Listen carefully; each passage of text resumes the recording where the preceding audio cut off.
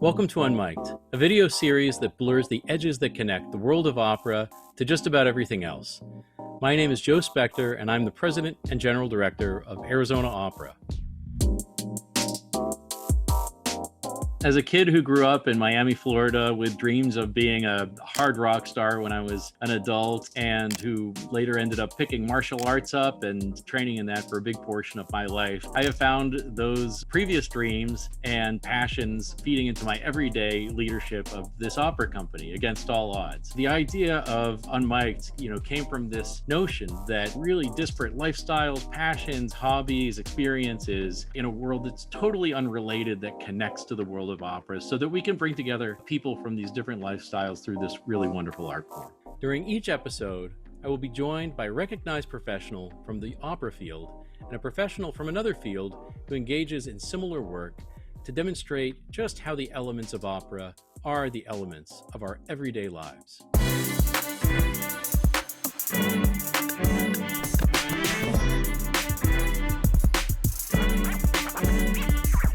Hi, welcome to this episode of Arizona Opera's UnMic'd, the show where we find the blurry edge between the worlds of opera and just about everything else. We have some wonderful guests here today to talk about the subject of festivals, opera festivals and festivals of popular music. And we have just two of my favorite people in the world and my two favorite Davids, David Devan, the General Director of Opera Philadelphia, who, if I'm not mistaken, is celebrating his 10-year anniversary with that company in that position this year. Not his 10-year anniversary with the company, but 10-year anniversary as General Director this year. Opera Philadelphia has been just a wonderful pioneer of new work, really sort of blazing a pathway for our industry to follow in terms of exploring the boundaries of opera itself, including through the Festival O, which launched in 2017, and which was one of my favorite artistic experiences over the last several years. I was so glad to be able to experience that launch together, and I can't wait till I'm able to do that again and share that with you, David Devan and Opera Philadelphia. David Beame is the Vice President of Global Events and Experiences for Global Citizen, which probably needs no introduction, but they produce worldwide music festivals of the absolute highest caliber and for many good causes. They brought in artists like Pearl Jam, Beyonce, Jay-Z, Coldplay, Stevie Wonder, and at the beginning of the pandemic, they held one of the largest online events, I think maybe the largest online event through this entire period of time, during a time when I think people needed to be brought together through music. And as a humble brag, as David's friend, I just have to mention that he was just named one of Billboard's top music lawyers of 2021. So congratulations, David Beame, for that. And thanks so much for being with us today. Happy to be here. All right, fellas. So I really wanted to focus today's episode on the art of the festival, because I feel like even though we're in this pandemic period of time where festivals have taken on sort of a special special place and an unusual definition, I do think that it's something that captures the imagination. I think there's something when you say a music festival, a festival of opera, it speaks to a kind of experience that's different than just going to a show, just going to see an individual performer in a stadium. And those things are special too, but there's something about the word festival that captures the imagination. So I want to start with David Devan. You launched Festival O 17 4 years ago. What, in your view, is so special about the festival itself, the format of a festival? What do you love about that medium? Yeah, I mean, and our festival's a little different than a lot of other opera festivals because it's super compressed. You left very tired, but elated at the first one, Joe. It ranges, but it's usually 12 days, and there can be between 7 and 5 operas that happen over anywhere between 32 and 45 performances, all in different venues. So it's a hyper binge watchy situation that we intentionally developed because we interrogated this through research, and opera has, in terms of how it gets distributed and how people consume it, is out of step with how they consume every other form of entertainment and media. And so the idea was that we were going to basically follow the leader, just outside of opera. But what we learned along the way was we didn't have a curatorial theme. We picked interesting artists doing their most interesting work. And what that led to was some really contrasting experiences that were radically different.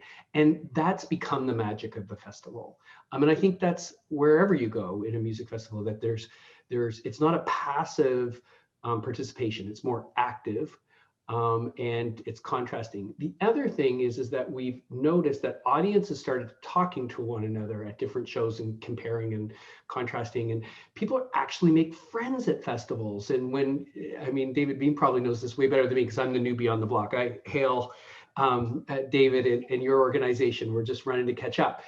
But, you know, the idea that people can meet somebody at a festival and then go, hey, and coordinate their dates for the next year to come with someone they randomly met at a festival. So it's just, I think it's that full-on experience, both artistically so different and heightened social. Mm-hmm.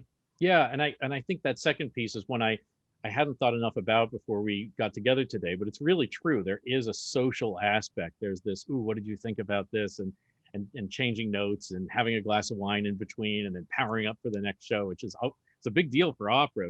Even if the pieces aren't that long, there is like an emotional sort of pull for all of that kind of work. And in the work that Opera Philadelphia is producing, you're left necessarily asking questions of some sort or another as you walk out the door. It's a good point, Joe. I should have probably put that in my opening remarks too, about what's so different. Because for an art form that has a lot of crazy zeros, that's not commercially viable, risk is a really kryptonite for a lot of opera producers. The festival allows you to lean into risk. And you know what I mean? If you're going to see 3 or 4 shows and one of them you really love the intention of it, you like the quality, but didn't really do it for you, that's different than going on date night to one show where you got to knock it out of the park every time. Right. No, that's a great point. In terms of people's tastes, I think quality, you need to knock it out of the park every time, of course. Yeah. Oh yeah. That's the threshold we have to cross with everything. David Beame. So for you, you've been involved with music festivals a long time. It's a powerful medium. I think you and I have been to at least 1 or 2 music festivals together, and it's there's something just intoxicating about it. What is it that is special to you about that form? And maybe sort of riffing off David Devan just a little bit in terms of not just the artistic aspect, but that social piece that's so important. Yeah, and exactly. I think that's what is the most interesting to me, is the social aspect of it. It's a community. It's a community of like-minded individuals who are coming together and sharing an experience. And you know, the experience is what I believe drives people to want to come to a festival and be around people that are very diverse from them, but still, you know, there's a common thread of some kind throughout all of the different festivals, and that draws people to it. Certainly, you know, for a global citizen, that is a very, very big part of what we do. You know, we want to find people who care about, you know, equity around the world for everybody.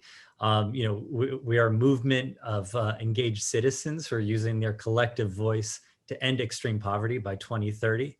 Our shows, our festivals, we are mostly free tickets, or, you know, largely all free tickets. And the only way into that show is by taking action on our platform, signing up to become a global citizen and taking action, collecting points, and then entering a lottery or draw for a pair of tickets to our shows. So, you know, all of those actions that you know, our audience takes is to address the systematic causes, or the systemic cause of extreme poverty. And so, you know, over the years, it's been fascinating to see globally how passionate most people are.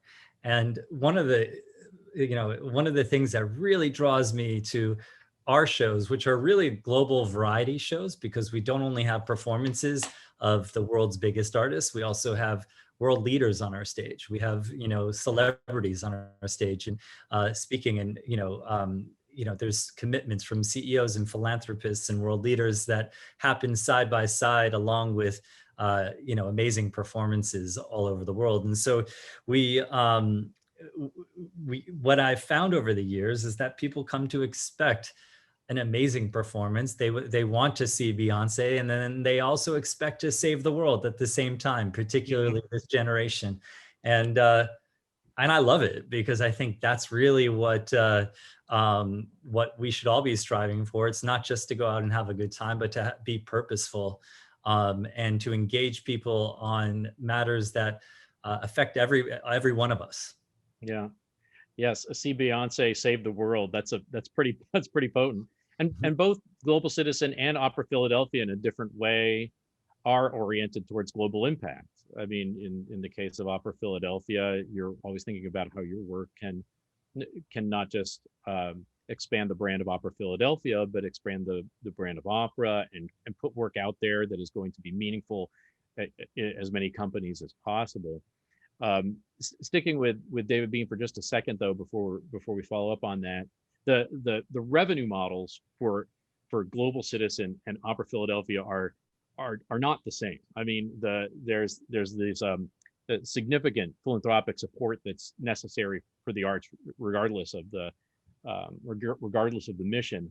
But you know, in the case of Global Citizen, you know, it's just sort of these staggering dollars of billions of dollars of impact driving towards these equity-oriented causes and so forth. And a lot of it is corporate support, whereas in the world of opera, you know, it tends to be more oriented towards individuals, foundations to an extent. But the social cohesion of the people that come, I want to just zero in on this for a second, because I have a feeling that when you're at a Global Citizen event, there is something palpable about that mission-driven aspect that delineates it from just another music festival. Can you talk about that just a little bit more, about the sort of internal cohesion of people that attend your events? Yeah, it's like over the years we've had close to $50 billion announced on our stage, and I'm super proud of that. That's commitments from world leaders, philanthropists, corporate CEOs, that's set to affect the lives of 880 million people.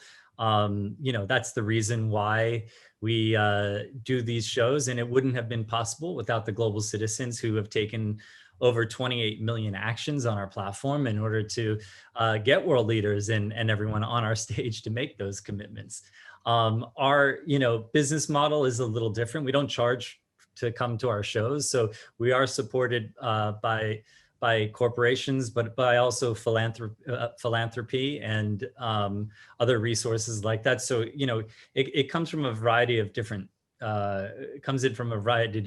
ways. Our audience is fascinating. Over the years, I've seen the focus shift from just the performers, and when we had commitments, there were people paying attention. But over the years, I've seen it change from the rock stars that are the bands, the rock stars that are making commitments. And it's amazing to see activists on stage, world leaders on stage who are taking a stand for the world's poor.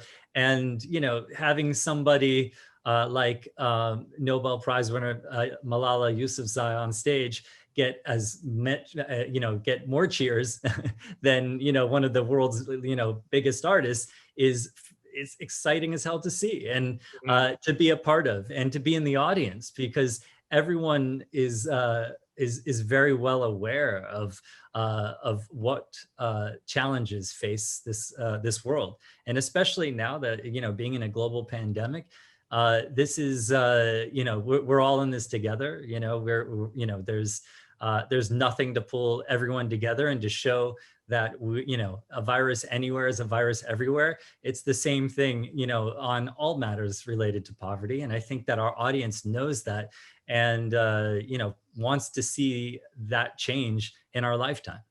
Mm. No, it's powerful. It's a powerful binding force. The you know, the industry of opera has, you know, been going through this period of self-inspection and revelation and trying to figure out how we can be better stewards of the communities that we serve, more representative, more equitable. Opera Philadelphia again has been wonderfully engaged in that work. In that first festival, 017, they premiered "We Shall Not Be Moved" on the channel, either coming up or coming up soon, "Save the Boys" by Teshan Sori, and featuring John Holliday, who has his own unique pandemic pivot in terms of reality TV, which I'll let David Devan talk about in just a second. You know, even though the dynamic's somewhat different in terms of who are the audiences, what's the reach, the exact number of commas, the thing that's the same in your story, David, and David Beame and David Devan's, is that it is that focus on mission and on being more expansive in service that helps to drive higher levels of support and engaging unexpected players. So let me throw that into David Devan's court, talking about mission, talking about brand, talking about impact in the way that you have rethought that, and maybe specifically on the topic of equity. Yeah, I'm happy to. And David Beame, just, you know, hats off, amazing, inspiring. And you know, I said it earlier, I was running to keep up to festivals, but we're running to keep up to the mission of Global Citizen, because, you know, in my view, and I'm not speaking on behalf of the industry, but I think classical arts organizations over the last 50 years have perfected exclusion in everything that they do. It's the subscription model, exclusivity, the patron model, the work that goes on stage has been centered around a white gaze of resources. And what we started doing a number of years ago, leading up to the festival, was to sort of try and untangle that and invite people and voices and stories into the equation. Opera, at the heart of it, is a virtuosic act of making music. And so we wanted to embrace that and give creators of different cultures and backgrounds absolute free license to explore that and have their stories and their voices told. And "We Shall Not Be Moved" was one of them that's ended up going around the world, about an incident in Philadelphia where there were 32 years ago, there were some squatters in a part of the city that were a Black Power movement called MOVE. And they got into loggerheads with the police, and the city dropped 2 one-ton bombs on them. And the fire department watched things burn. And we opened up the dialogue to have African-American composer Daniel Bernard Romaine told me he could write whatever opera he wanted. He came up with this as the basis for his work. And that started us into a real sort of inspection. And we're just getting started, really. But, you know, taking the adage of not about us without us, and opening up the us to be lots of different people, and to also share power so we can deal with the inequities in resources that go to people in different communities. So yeah, it's a big lift of the work. We don't have the zeros that Beyonce has, but we have in our own little way, you know, lifted up our community and had hard conversations. And that message has, because it's been so specific about our community, has resonated in other markets and in other communities in Europe and in the U.S. So I think it's essential. If we don't kind of let the exclusionary practice burn, we're dead, and we shouldn't even really qualify for our 501c3 status, in my view.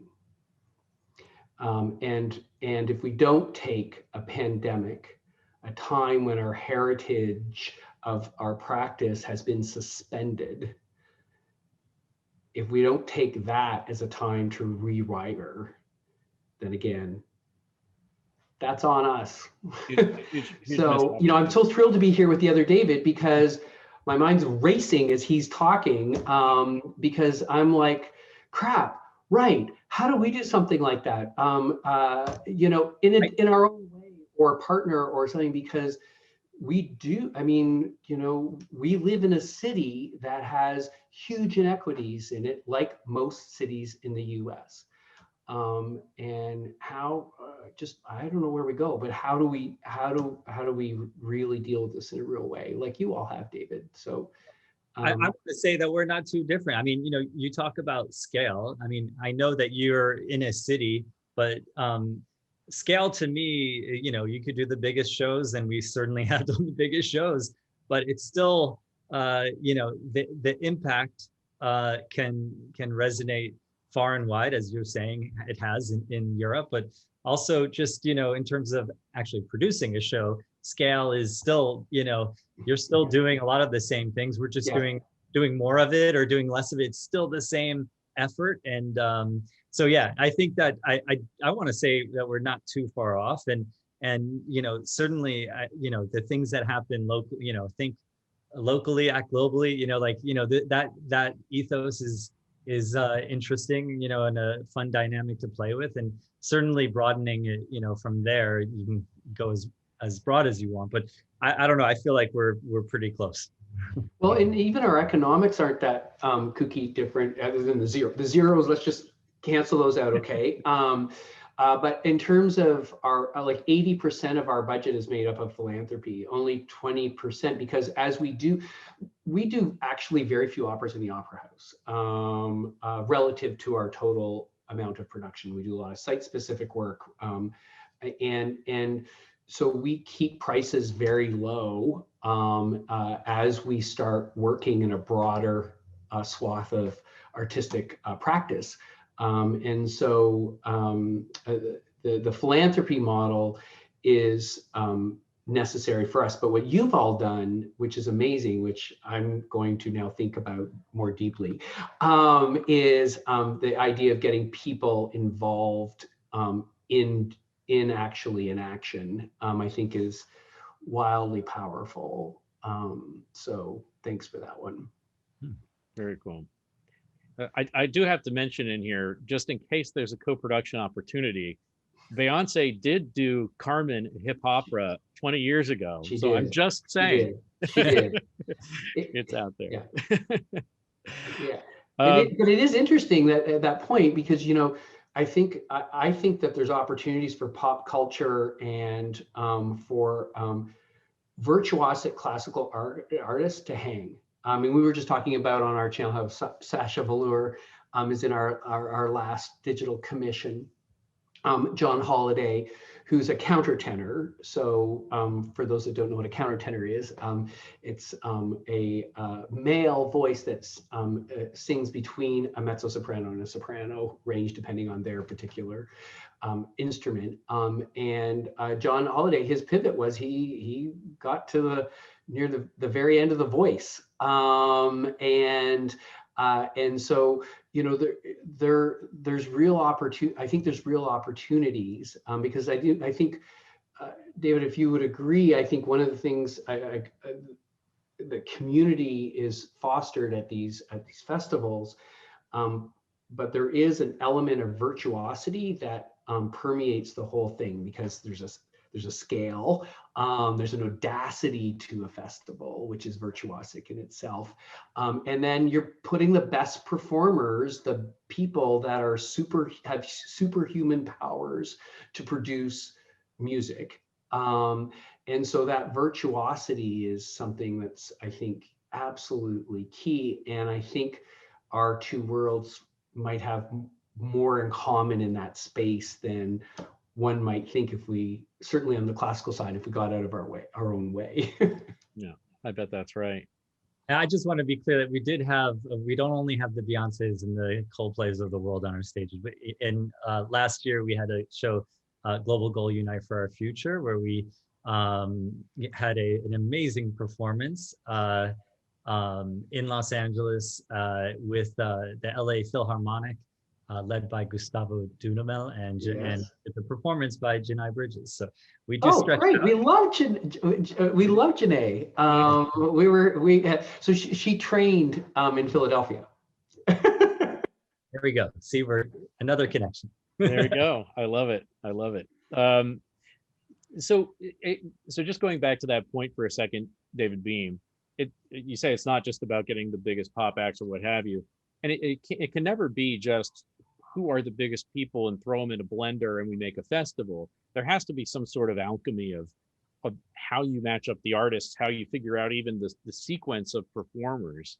Talk to us just a little bit about what that's like. How do you figure out who's going to complement one another in the course of, a traditional Global Citizen Festival performance? Yeah, our shows are pretty dynamic in that we're not even most major festival lineups.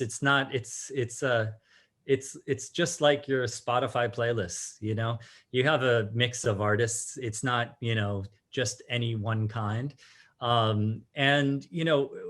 We've always strived to have a very diverse audience. And that's really important. You're seeing that a lot more across festivals, which is really, fascinating to see, even on the most popular lineups, they want to have a lineup that really represents, their audience as much as possible.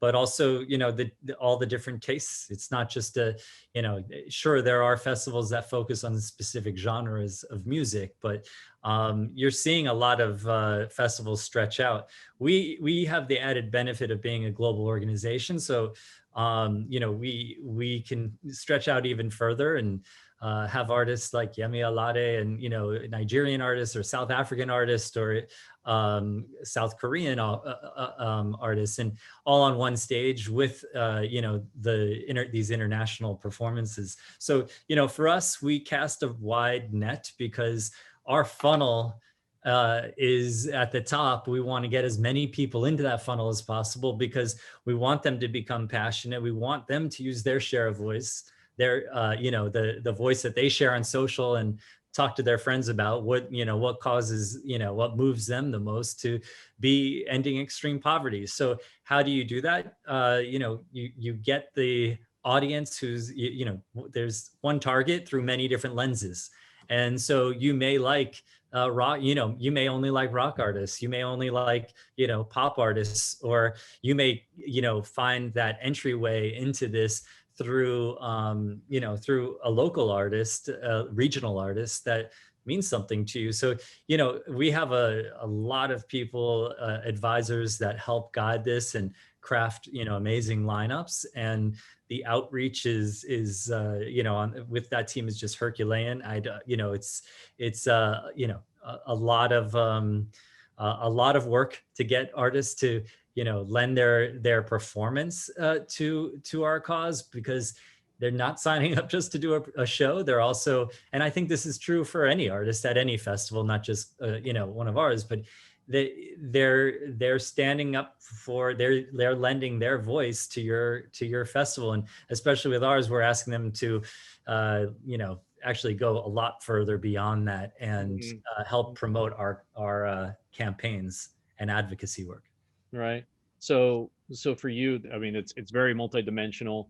You're thinking intentionally about who you engage, how they might reflect the people that you want to feel like they're part of the process. And everyone on the stage, in the audience, everyone is there for the purpose of using their voice. It's really powerful. David Devan, in the opera context, you have like an additional layer, because you have not only the stories of the performers themselves and how can the performers on their stages be reflective and excite audiences that haven't engaged with us before, but then you also have the opera selections themselves and the stories those tell. How do you think about the alchemy of that whole mix, the programming mix? Because there is a variety. You do have Traviata on your channel at the same time. You have Save the Boy. So how do you and especially because you have these long planning timelines for operas themselves, everything has to sort of land at this one period of time, just right. How do you we've got projects that we're initiating for 24, 25. Now we don't even know what audiences are going to do post-pandemic. Here we are.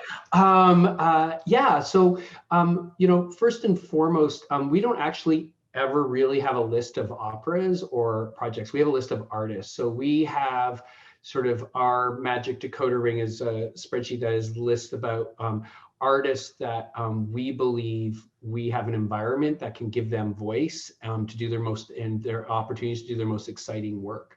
And we enter into dialogue with them about what they want to do. And then they come up with an idea, and then someone else has an idea, and the producer team has an idea. And it's like this Rubik's Cube that just keeps turning and moving, because the goal is that we want it to be our festival and our company in general to be an artist and community-centered enterprise.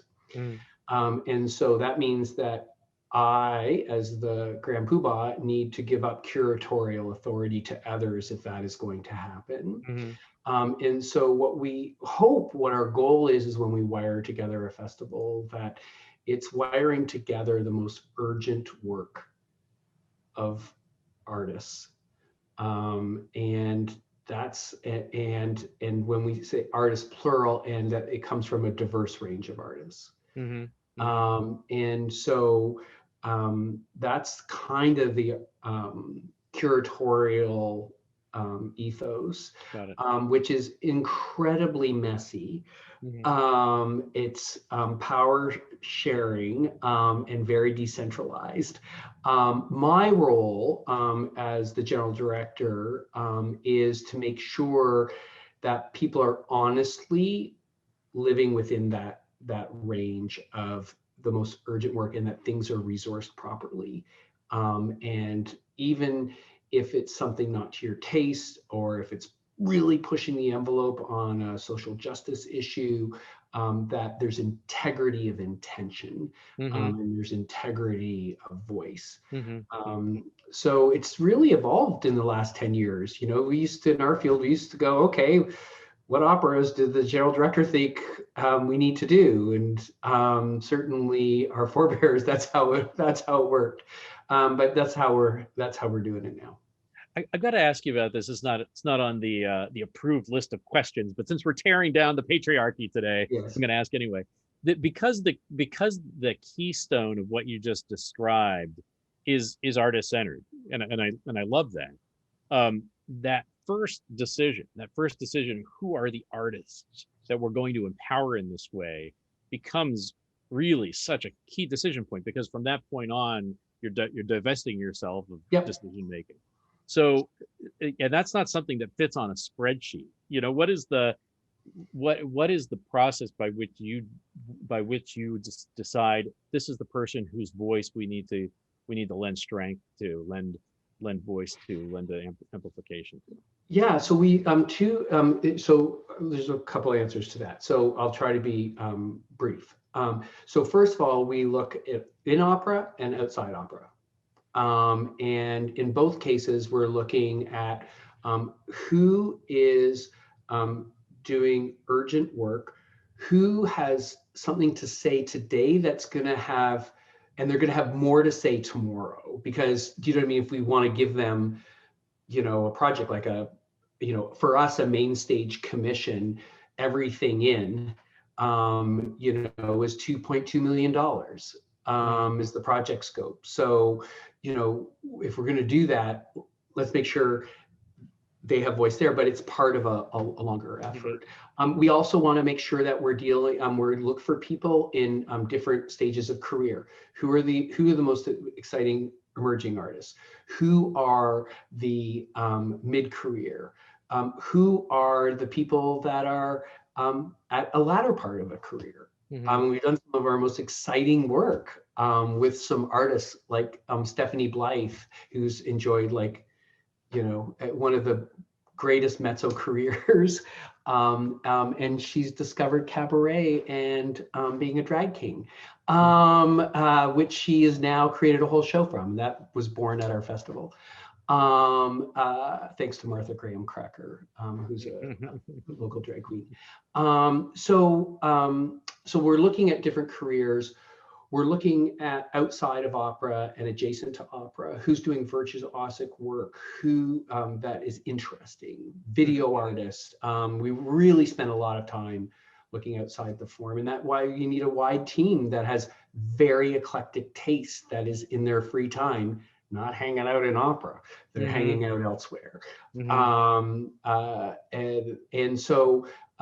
then I guess, finally, we're lately, or through the pandemic with our channel, we've really are looking for, we've always had creative artists, but with performing artists, we are looking and thinking about performing artists as creators, and which performing artists are creating work that, and have an interest in creating work that's bigger than their singular talent, and how can they inform the ecology of a project in a passive way? Because opera singers, of course, you know, they're trained to, here are the notes, train it till you memorize, you know, go and just do what's on the page. It's like 100% performative, right?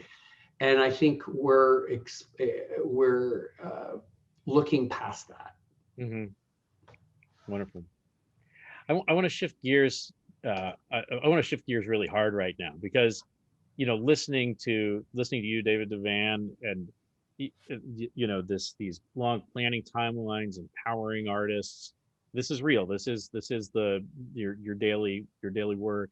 David Beame, you know, the billions of impact, the stars, you know, creating opportunities for potable water in places where all of that is true. And I want people to get to have a moment of humanity with you, because buried in your festivals are probably a lot of moments of sheer terror. And I want people to get to know that failure is part of the great successes that both of you had in your endeavor. So you know, to the extent you feel comfortable, I would love to just zero in on a moment, because the veneer of a beautifully executed festival is not always the full story, and there have to be these moments. I would just love for you guys to share an anecdote, a place the train almost went off the rails, you know, a situation you had to save. I remember, I won't name the show, but I remember, David, in 2017, there was a night, and you were so genial about it. You're like,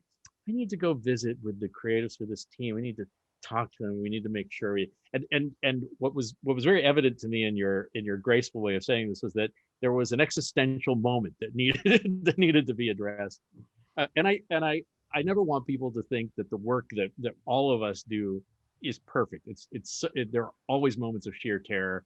Let's start with you, David Devan. Just anything you feel comfortable sharing. Bring people under the. Oh God, I have so many. I mean, you know, everything from, you know, the first festival, we had this site-specific work at the Philadelphia Museum of Art, and the museum wasn't letting people in through the front door of the museum. You know, and we walked like around the other side. It worked out. Yeah, it worked out. You know, we've had times where, because our work expands over the city, and some projects are closer to one another, so you can sometimes have sort of a set-in of people feeling isolated and not part of the community, and you have to do some kind of special massaging to make sure that happens. Glass handle, crazy piece with Anthony, Philip Glass handle. We did it with Visionaire in New York. So all the audience was moved throughout the entire performance with a period orchestra, a contemporary orchestra, dance artists, 10 filmmakers on video projections. People were slicing all at the Barnes Foundation. And the preview night, the final rehearsal, 15 minutes before we start, power goes out. Yes. And is not restored. And we're like on the phone to like the mayor. Right. And what do you do in a multimedia show? No power in the middle of something. So there's just, and you've got two other things opening that night. Right. And who goes where, who goes what.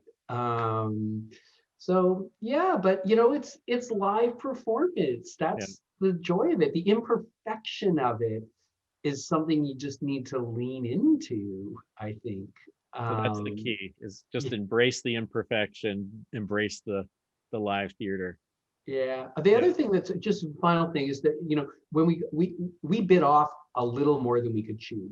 Those first two festivals, we were hanging on by a thread, and it took us a couple to sort of get the balance right of what we could actually support. Sure. And we almost had too much choice in that first festival for even the consumers. But it was our first one. We're going to go big or go home, so that's fine. But also just if you have a great festival, it doesn't mean you can chase every good idea, and that's actually been, I think, where that's the thing that's tested us the most. Yeah, it's easy to have eyes that are a little too big for the stomach, but it's also easier to do something big and recalibrate than to start small, especially start small and no one cares. When you're trying to make a big impact. What about you, David Beame? A favorite moment of terror to humanize the experience? I really don't know what you're talking about. always completely on plan. That was good delivery, by the way. Your acting chops are thank you. No, it's I mean, we are one of the more ambitious organizations, certainly, to take on the biggest challenges of our lifetime by ending extreme poverty in the next few years by 2030, according to the UN global goals. So we're not afraid of taking on challenges, and we're a bit naive in that we're like, yeah, let's do that, and we can take that on. And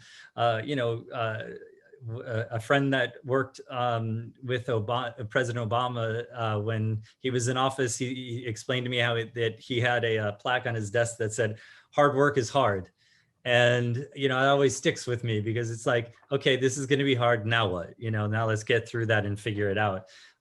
Because, when I was talking about scale earlier, you think about having these ridiculous productions of huge international artists. You have world leaders who are protectees, that throw your security plans and everything in disarray, and it gets a lot more complicated. And then you have multiple ones, and one story that comes to multiple world leaders. One story that comes to my mind is we did a global citizen festival in Hamburg, Germany during the G20, which, if you've ever been in a city during the G20, it's on lockdown. There's 20 of the most powerful countries and world leaders are in town moving around at any given time. And we had an amazing lineup, and Coldplay and Shakira, the list goes on, and along with local artists and that were very well known throughout Germany. And our shows are always broadcast live as well, and at the time before the pandemic. And so we had an arena full of people coming in, getting there, leaving super early to get there on time. Our broadcast had to start on time. We needed the show to look fantastic and full. And, I'm worried about getting everybody in, getting, Coldplay was opening the show. They were gracious enough to kick the show off, which is remarkable. Wow. And then I get called on the radio, and two of the, many world leaders that were at the show wanted to have a bilateral meeting, which, as you guys probably know, bilats. I'd never heard this term before. And they said, literally gates are open, people are filling in, and I need to all of a sudden set up a very specific protocol to have a bilateral meeting. And I was just like, no problem. And I'm Googling, and what this looked like. And sure enough, we, was able, I threw it all, like the whole team on it, and we were able to, get this together, and, just in time. And, these world leaders are meeting, and I'm looking up at the suite, the box that we had an extra one. I just saved it because I was like, we're going to need this. And I look up at that, and as, Chris Martin and Coldplay are taking the stage, and there's a bilateral meeting going on. So yeah, there's nerve. It's crazy, but like you roll with it, and it's what makes the job really exciting and fun. I love it. I love it. But and just because it has to be said, I think that we've set up a bilateral meeting between the two Davids. I'm just going to say we pulled this off pretty effectively today. We're getting close to the end of our time here, and you both touched on it during your earlier comments. What's the future of the festival? Just a quick hit on, we emerge into the new normal. We're all just trying to figure out what that's going to be. We've learned about staying connected through meetings like this, which we're doing on Zoom, and all sorts of other ways that we have expanded the way in which we stay connected. None of which, for me, totally replaced that live in-person experience. So what is the future of the festival for you, David Beame? Is it live and streamed? You already were doing that, but is there something different? Is there a new layer that you think is going to come out of this period of time? I think I not to only just say like what we're doing is right, but I do feel like what we're doing is becoming more mainstream. And I think that, social causes are going to find their ways into every festival, whether it's, on a local level, or a micro, local level. It's very specific topic, all the ways up to global, causes. I think that theme is going to continue to grow, particularly in light of this pandemic. And, I think that there will also be changes, in the short term, and hopefully, long term as well, regarding the health and safety of the audience that attends these shows. But overall, I think that the experience is going to become a lot more intense with technology, with capabilities that haven't yet really been explored. And I think one of the things that became very popular as a result of this past year was was live streaming. I think people, view that more as a thing to do where it always has been, but now it's, now there's different tools and ways to reach a broader and, broader audience that, still wants to participate in a meaningful way. So I'm really excited about it. I feel fortunate to, have a lot of friends that do this type of thing, and when we talk about it and geek out, it's the possibilities are really endless, and I really I'm excited about the collaborations that could happen globally, really. Yeah, I love it. There are structures in the opera industry that sometimes make sharing of what we do through technology a little bit more challenging. But I have a feeling I know what David Devan's going to say here. What about you? The future of the festival, live performance, digital, are you on the same page as David Beame that there's going to be just this continually more enhanced virtual aspect? Yeah, I think the need for community and sitting with people that you don't know in a performance that you can feel a part of without talking about some complicated things. I think it's just going to be is going to be a part of the future. This is this active community and being with one another. But I do think for us, we made a big commitment to cinematic opera that we're doing through digital streaming, and that will become intertwined with the in real life festival experience screenings and things like Sundancey like things. And to David's point about technology and things that are working, obviously capture and streaming, although we've had more success on purpose-built screen stuff than actual streaming for our particular form. The other thing for us, because we really started to become a destination festival as well, is I do think travel will be something that maybe changes and is a little bit less. And I think that might not be, I don't think that's a bad thing, because I think it's going to make festivals like ours a more locally sourced or centered, with hopefully still international impact. But I think I think the need for home, and as David does in his work, and for it to have with meaning a purpose that is not only artistic, but it is also about the welfare of our community, all of our community. Well, that's a great place to tie off. And I loved how much the work that each of you is doing sort of, blurs into the edge of the other.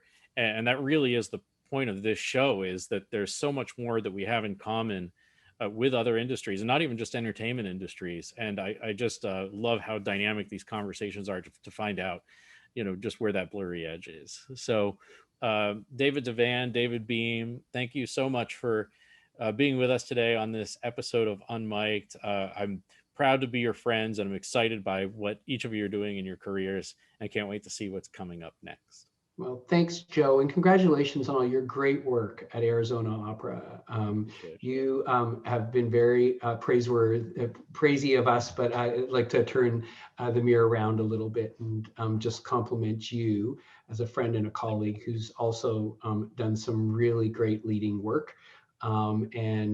Really your work is leaving an indelible mark in our field. So happy to be with you. I really appreciate that. Thank you, David Devan. Well, thank you all for joining us for this episode of UnMic'd, and we can't wait to see you the next time around. Take care. Thank you for joining us for this episode of UnMic'd, where we blur the edges that connect the world of opera to just about everything else. A new episode will be released each month, so be sure to check our website, azopera.org, join our email list, and follow us on Facebook, Instagram, and Twitter.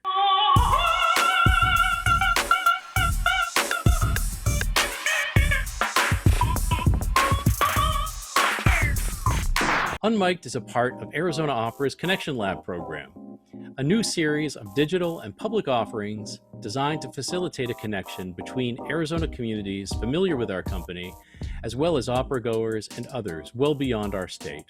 Arizona Opera is grateful to our lead digital sponsors for the 2020-21 season, Ron and Kay McDougall. Arizona Opera's Next Gen programs are made possible through the support of Karen Fruin, Roma Witkoff, Jeanette J. Siegel, the Valentine Family Foundation, APS, and Jody Pelusi. To learn more about the programs that are part of Arizona Opera Next Gen, please visit us online at azopera.org.